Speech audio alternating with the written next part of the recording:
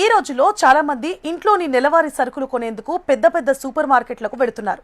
ఎందుకంటే అక్కడ ఆఫర్స్ ఉంటాయి కాబట్టి తక్కువ ధరకు సరుకులు లభిస్తాయని. కానీ చాలా మందికి తెలియని విషయం ఏంటంటే అక్కడ ఆఫర్స్ ఉన్నప్పటికీ ట్యాక్స్, జీఎస్టీ అని బిల్ కౌంటర్కి వచ్చేసరికి బిల్లు వాచిపోతాయి.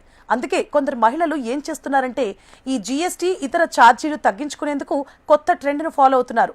పెద్ద సూపర్ మార్కెట్లు, మాల్స్కు వెళ్లి సరుకులు కొనడం కన్నా తమ కాలనీలోనే ఉండే కిరాణా స్టోర్స్కు వెళ్లి కావాల్సిన వస్తువులు తెచ్చుకుంటున్నారు.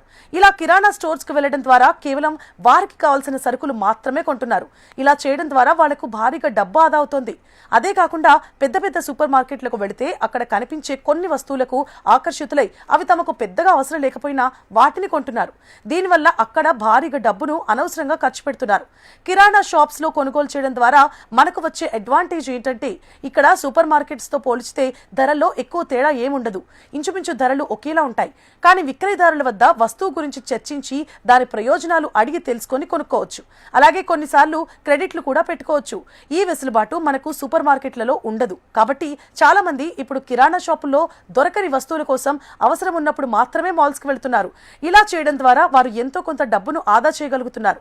అలాగే సమయానికి డబ్బు లేకుండా ఈ కిరాణా షాపుల నుంచి అరువు తెచ్చుకొని ఉన్నప్పుడు తిరిగి ఇచ్చేస్తున్నారు. ఈ విధంగా మాల్స్ కంటే కిరాణా షాపులే బెస్ట్ గా మారుతున్నాయి.